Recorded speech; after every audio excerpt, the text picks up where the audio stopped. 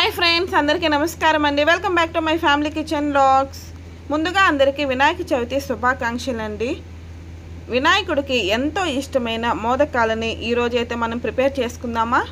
ముందుగా 1 tea spoon నెయ్యి heat చేసుకొని జీడిపప్పు పలుకులు వేసుకొని లో ఫ్లేమ్లో మాత్రమే ఎర్రగా అయ్యేంత వరకు వేపుకోవాలి. ఆ తర్వాత 1 కప్పు వరకు పచ్చి కొబ్బరి తురుము వేసుకొని 2 నిమిషాలు అలా వేపుకోండి, సరిపోతుంది. ఆ తర్వాత ఏ కప్తో అయితే మనం కొబ్బరి తురుము తీసుకున్నామో అదే కప్తో బెల్లం కూడా తురిమి తీసుకోవాలి. బెల్లం వేసుకొని మెల్ట్ అయ్యేంత వరకు అలా కలుపుకోవాలి. ఇలా బెల్లం పూర్తిగా మెల్ట్ అయిన తర్వాత 1/2 టీ స్పూన్ ఇలాచీ పౌడర్ కూడా వేసి కలిపేసేయండి. చూసారు కదా, మన మోదకాల్లోకి స్టఫింగ్ అయితే రెడీ అయిపోతుంది.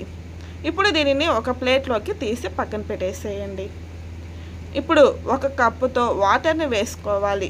అలాగే 1/2 టీ స్పూన్ నెయ్యి, 1 టేబుల్ స్పూన్ బెల్లం తురుము కూడా వేసుకొని బెల్లం కరిగేంత వరకు వాటర్ని అయితే హీట్ చేసుకోవాలి.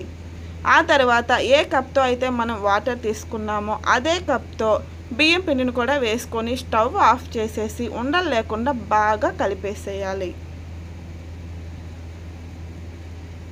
చూసారు కదండి, ఇలా ప్యాన్ నుంచి సపరేట్ అయిన తర్వాత ఒక ప్లేట్లోకి తీసుకొని గోరువెచ్చగా ఉన్నప్పుడే చేత్తో బాగా కలిపేసేయాలి. ఇలా ప్రెస్ చేసి కలిపారంటే ఉండలు లేకుండా పిండి అయితే సాఫ్ట్గా వస్తుంది.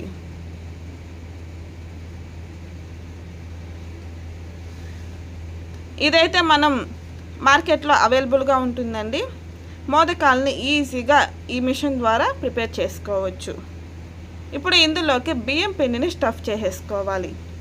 ఆ తర్వాత ఇందులోకి బెల్లం కొబ్బరి తురుముని వేసుకొని పైన కూడా బియ్యం పిండితో కవర్ చేసామంటే ఈజీగా మోదకం అయితే ప్రిపేర్ అయిపోతుంది. చూసారు కదండి, చాలా ఈజీగా చేసేసుకున్నాం కదా. ఇలా అన్నింటినీ చేసుకోవాలి. నేను తీసుకున్న క్వాంటిటీకి ఈజీగా 9 to 10 వరకు వస్తాయండి. ఇప్పుడు వీటిని స్టీమ్ చేయడానికి కొద్దిగా వాటర్ వేసుకొని అలాగే స్టాండ్ పెట్టుకొని 2 నిమిషాలు ప్రీహీట్ చేసుకోవాలి. ఇప్పుడు ఒక ప్లేట్లోకి క్లాత్ తీసుకొని మోదకాలన్నీ పెట్టేసేయండి. నా దగ్గర స్టీమర్ లేదు కాబట్టి ఇలా నేను క్లాత్ పెట్టుకొని చేసుకుంటున్నానండి. ఇప్పుడు ఈ ప్లేట్ని పెట్టుకొని లో ఫ్లేమ్లో 20 మినిట్స్ స్టీమ్ చేసుకున్నామంటే మోదకాలు పర్ఫెక్ట్గా అయిపోతాయి.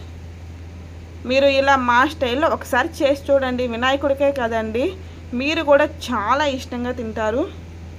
మరెందుకు ఆలస్యం, మీరు ట్రై చేస్తారా? ఈ వినాయక చవితికి మీరు కూడా ఇలా మా స్టైల్లో ట్రై చేసి మీకు ఎలా వచ్చిందో కమెంట్ చేసేయండి. అలాగే మా వీడియో మీకు నచ్చినట్లయితే లైక్ చేయండి, షేర్ చేయండి. మీ ఫ్రెండ్స్కి కూడా తప్పకుండా షేర్ చేసి వాళ్ళ నుంచి ఫీడ్బ్యాక్ తీసుకొని కమెంట్ చేస్తారని ఆశిస్తున్నా.